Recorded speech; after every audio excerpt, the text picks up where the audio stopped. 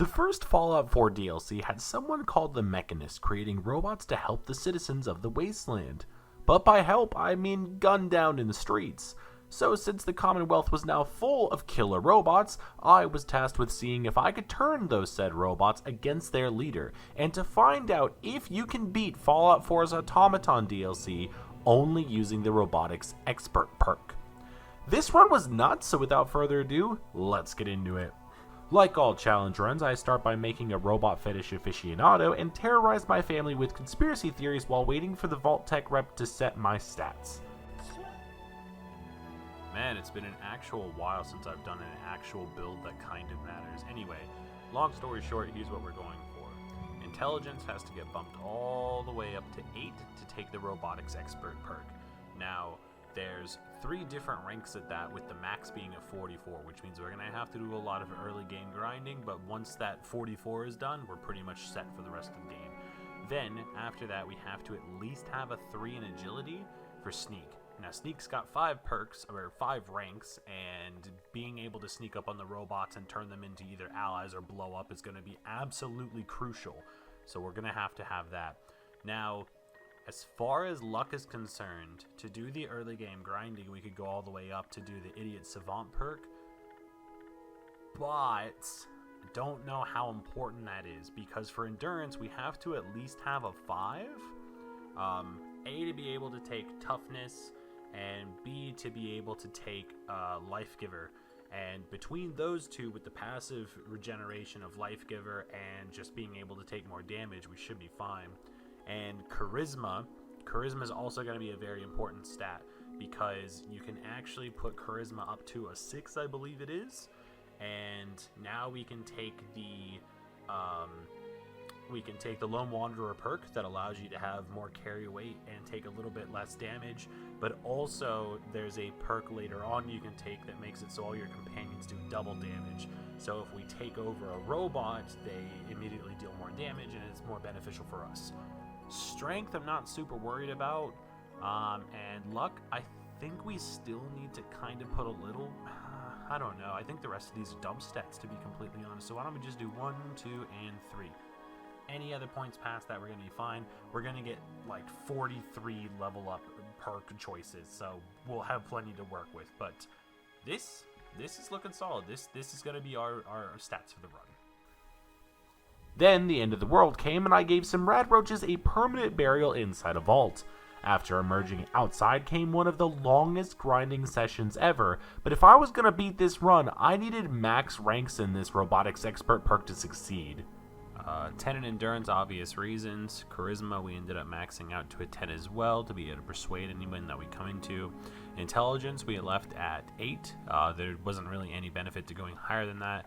Agility, we rose to 7 just to give us an improved sneak. And then here's when the actual perks come into play. So we ended up doing all 4 levels in toughness. We don't have the 5th level because I think you have to be level 46 to do so. 2 levels in cap collector, just to make sales better, basically.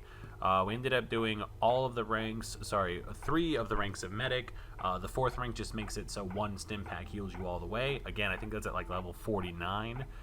Life Giver, we ended up taking all 3 of those just for the regeneration. All 5 levels of sneak, because if I'm able to sneak up on robots, I can turn them against one another, and that's where we need to go. We ended up taking 3 levels of adamantium skeleton, only because we're probably going to take a lot of damage being shot at, so having limb damage go away is pretty nice.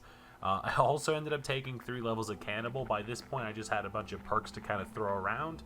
So with cannibal, we just eat anybody and gain a ton of health back. It's kind of nuts.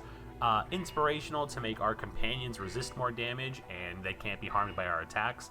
We won't be attacking, so that part doesn't matter, but causing the taken over robots to do more damage, at least I'm hoping that's how that perk works, will be pretty beneficial to us in the long run. Of course, the 3 levels of robotics expert to be able to make it do what we want it to do. And then we ended up just going with solar power just to heal our radiation damage, and then to slowly give us a little bit more bonus to strength and endurance during 6 a.m. to 6 p.m.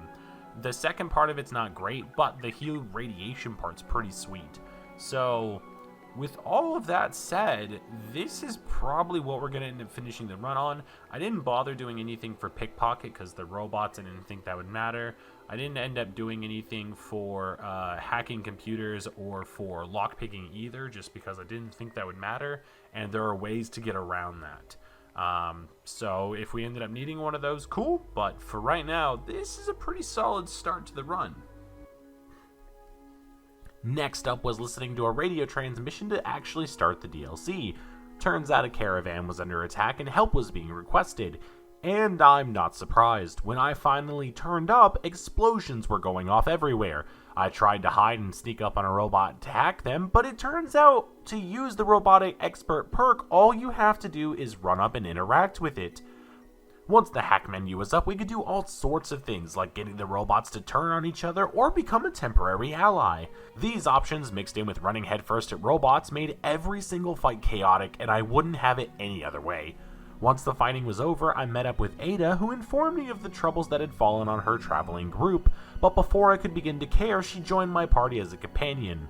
Now, Ada is a mandatory requirement for this DLC, but since I can't have her dealing damage without her crazy guns and stuff, it means I had to rip her arms off before continuing the run.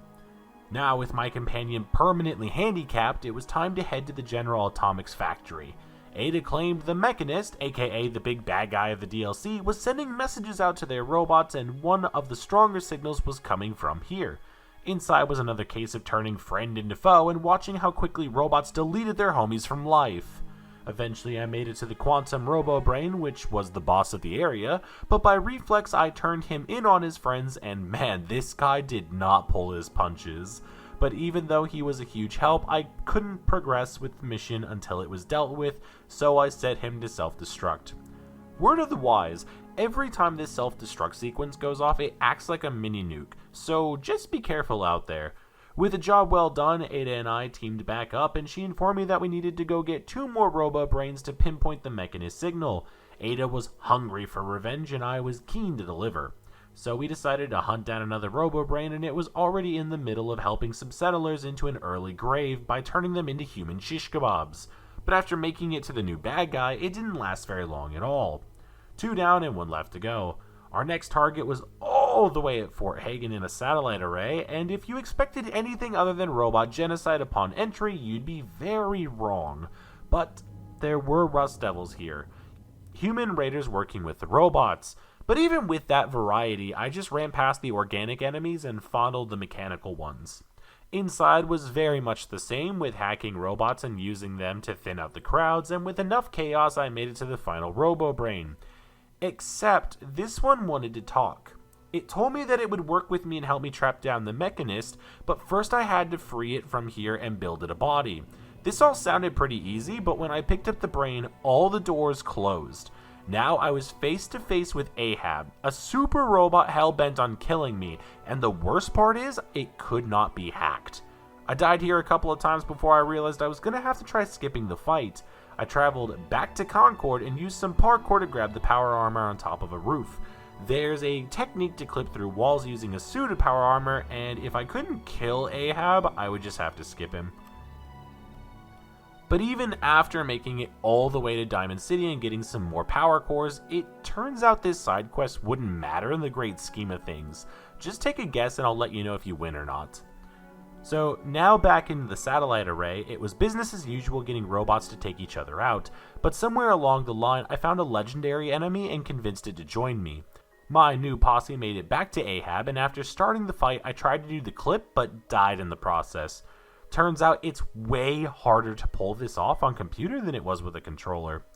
I died a couple more times and was now running out of options, but I did see that Ahab took damage somewhere along the line, so it turns out my legendary follower could kill him if it could survive long enough.